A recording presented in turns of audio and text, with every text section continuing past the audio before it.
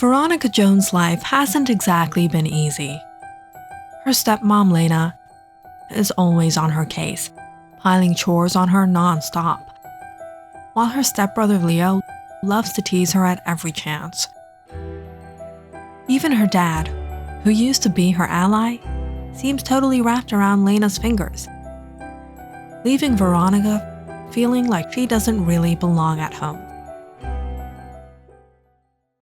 But there's one thing that makes her forget all the drama: music. When Veronica met her best friend Madeline Hill at school, she discovered a world she'd only dreamed about. A huge house, a grand piano, and hours spent watching Madeline play like a pro. It was addictive, and Veronica quickly fell in love with playing too. A youth piano competition with a 10 grand first prize, the chance of a lifetime. Madeline helps her get access to Richard, a family friend's basement, where there is an old piano just begging to be played. But there's just one problem. Strange things start happening. The sheet music flips on its own. Melodies play softly without her touching a key. And she can't shake the feeling that someone invisible is standing just behind her, watching her every move she makes.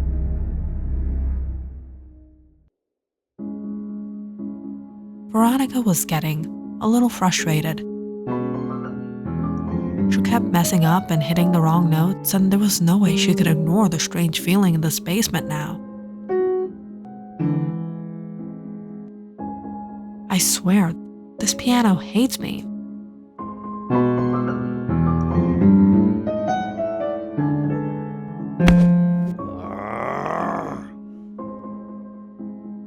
She hopelessly started pressing the keys at random, when suddenly she heard a noise from the top of the stairs. Veronica's heart sank. It was the grumpy tenant. Shoot, if he complained about her, she wouldn't be able to practice here anymore. Veronica nervously turned to the door to break open. A man walked down the stairs and looked straight in her eye. "What are you trying to do?" Veronica stuttered a little as she spoke. "I'm just trying to practice playing the piano. I have a competition coming up. I'm sorry for bothering you. I'll make sure not to make too much noise again." "You aren't practicing playing the piano. If there was an audience here, you'd be torturing them like you're torturing me." "Oh, you must be the tenant Richard warned me about. I'm sorry. I'm a beginner. I'm sure if I get a little time I'll figure things out." "Playing like that? I've seen a 5-year-old randomly play better." "Well, what do you know about playing the piano?" "Well, I guess a lot. The old tenant used to play piano down here all the time." Veronica frowned at the man's remarks. Richard was right about him being rude. Who was he to come here and start telling her she couldn't play? It's not as easy as you think. Only a pianist knows how difficult it is to master the art. "Oh, really?" The man walked up to Veronica and took a seat on the bench. He rubbed his hands together before positioning his fingers on the keys. "Do you even know how to play?" "I come here down sometimes too. Why don't you tell me?"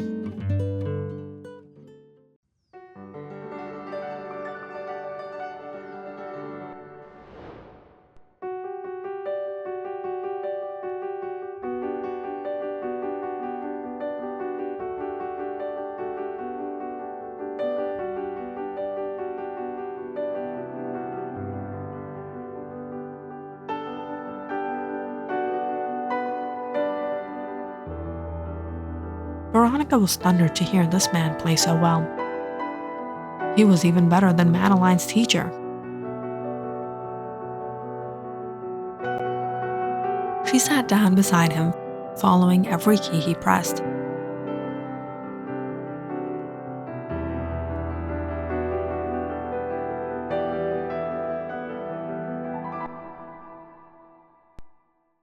After playing the most loveliest piece of music, Veronica had the pleasure of hearing the man raise his brow and asked, "I'm a little shaky. You're right, I could use a little more practice." "Practice? You're amazing. I've never heard anyone play better than you. What's your name?" Brock West." "And you really think so?" "Yes, could you teach me? Please?" "Oh, I don't know. I'm not really a piano teacher." "Please, please, please. You are a piano master. There's only 3 weeks left. I know if I learn to play like that, I'm sure I'll win the competition." After pausing for a moment, the man looked up at Veronica. "Okay, I'll teach you, but one condition." "What? I'm ready to do anything." "Are you sure you'll be able to fulfill it?" "I'll try my best." A lot of people give up on their passion. They get overwhelmed with other things in life and leave their true talent, the thing that actually defines them, to be them. I can see the passion of music in your eyes, and I want it to always be that way. It is my passion. My heart desires it. This is a promise I'll never break. Over the next 3 weeks, Veronica returned to Richard's basement right on time every day.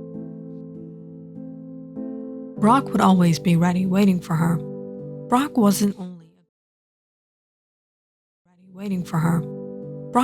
only a good pianist, he was a great teacher. "All right, I'll play something simple. I need you to pick up the notes after me." "Okay, I'm ready."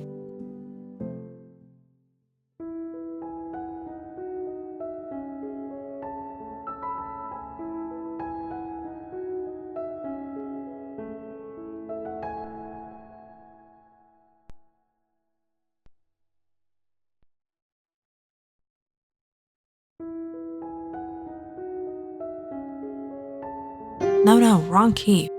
Follow the rhythm, Veronica. Close your eyes and focus.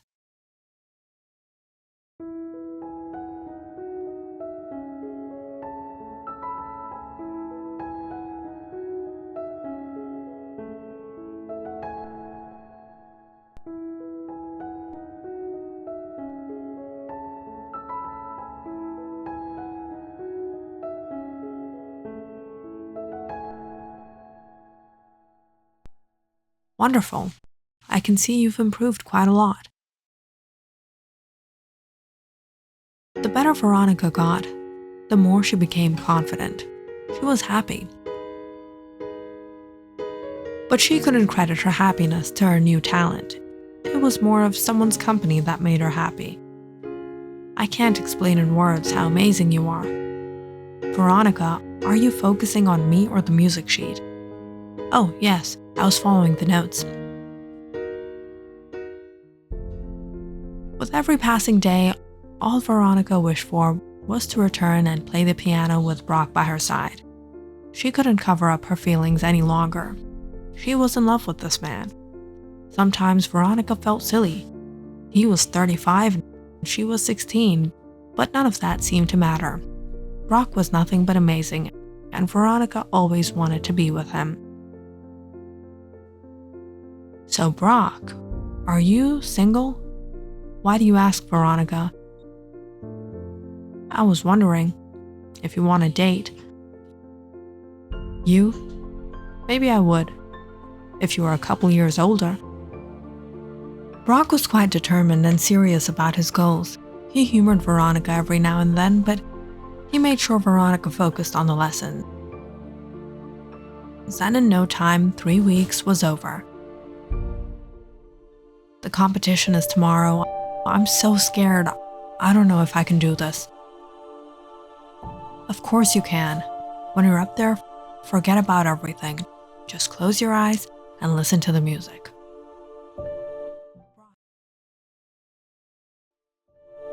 Brock, you have to come. If you be there, I'll have the confidence to play. I'm nothing without you. Don't worry, I'll be there for you. Veronica's heart started to beat rapidly the minute she heard her name on the loudspeaker. All the other contestants had played so well. Veronica feared she would mess up and become a laughingstock to everyone. She closed her eyes and took a deep breath before she walked onto the stage. Her father, her stepmother, and her brother were sitting in the front row looking at her. Madeline was waving at her from the crowd. But when she couldn't spot Brock, her fingers started to tremble. The host introduced her once again before the lights dimmed out and the spotlight was on her. Veronica was devastated. She didn't know if she could pull it off anymore. Suddenly, she heard a whisper from behind her.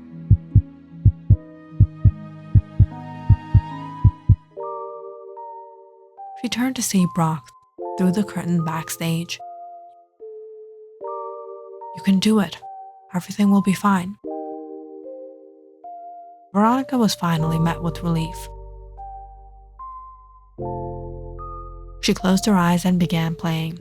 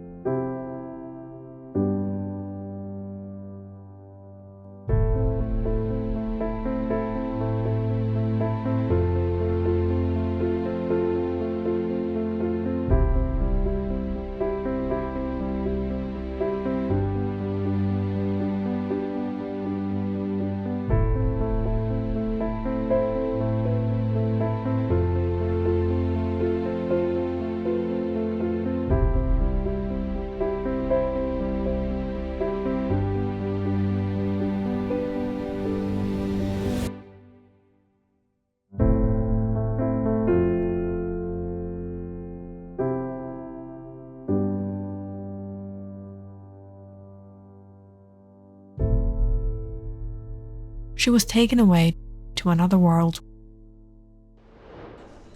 where the entire auditorium stood up applauding her. The night went great.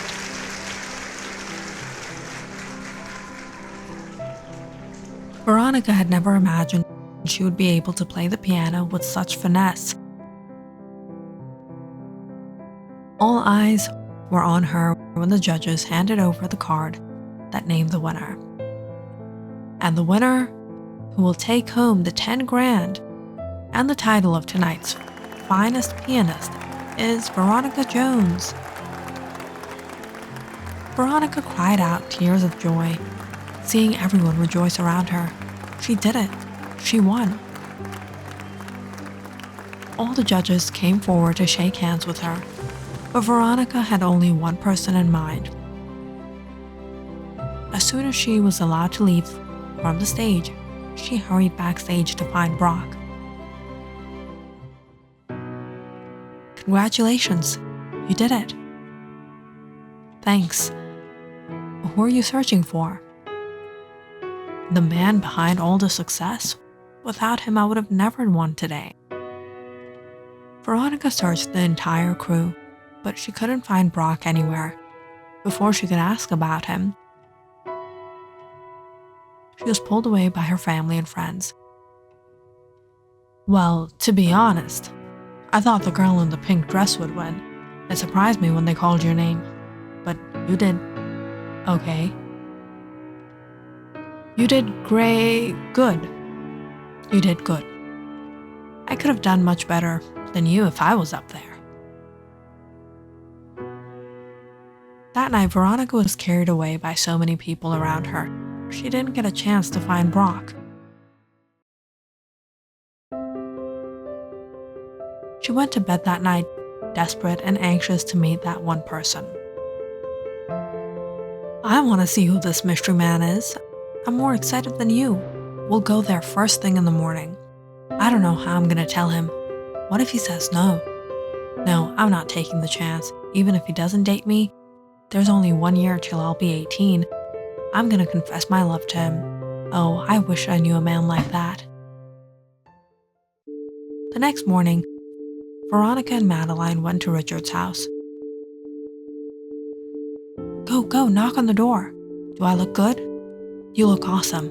Wait. Okay, now go. Veronica knocked on the first floor door, while Madeline stood a distance away, down the hall, eagerly waiting to see the man who would open.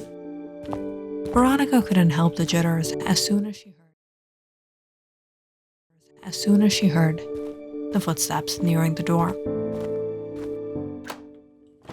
But to her surprise, a gross-looking, huge, hairy, creepy guy opened the door. He frowned at Veronica and scowled. What do you want, girl? Is Mr. Brock West here? I am Brock West. What? You? No, it can't be you. I've been taking piano lessons with Brock West for the past 3 weeks. You're not him? So it's been you who's been making all that racket. I hate noise. If I hear that racket down there again, I'll complain to the landlord. Nuisance. This little girl is gonna tell me who I am now. He murmured before he shut the door. Veronica stood there in awe. Madeline walked up to her even more shocked. That was the love of your life? No, that wasn't him, I swear. But this guy is the only tenant who lives in this house. You think it's his roommate or something? Let's go ask Richard. I don't want to talk to this creep anymore. Madeline and Veronica hurried upstairs, where they told Richard about the man that Veronica had been practicing with for the past 3 weeks. Richard furrowed his brows and sat back. Well, congratulations on winning the competition, but I just don't know what to say. The man you're speaking of sounds like none other than Calvin Carter. Calvin Carter? Come with me. Richard took the girls to the basement, where he turned the piano around. He pointed to the corner of the piano where it was engraved Calvin Carter. This piano belonged to him. It was almost 5 years ago that he moved into the first floor. He was an artist. He took classes at the local college here. I often used to hear him play the piano. I found out it was a hobby of his. He wasn't trained, but he played so eloquently. He was a good man. His passion for art was very admirable. But it was so unfortunate that he suddenly fell sick with a fatal illness. When he passed away, all his things were still left behind. I donated all the furniture off to charity, but I just couldn't give away the piano. I felt like it was a memory of him, so I kept it. Calvin Carter is no more. What can I say? Sometimes the passions some people have still remain even after they're gone. Veronica looked at Calvin Carter's name engraved onto the piano. She had no words left but gratefulness for this man, for what this man had done for her. There was nothing she could do for him now, but she would never break the promise she made to him.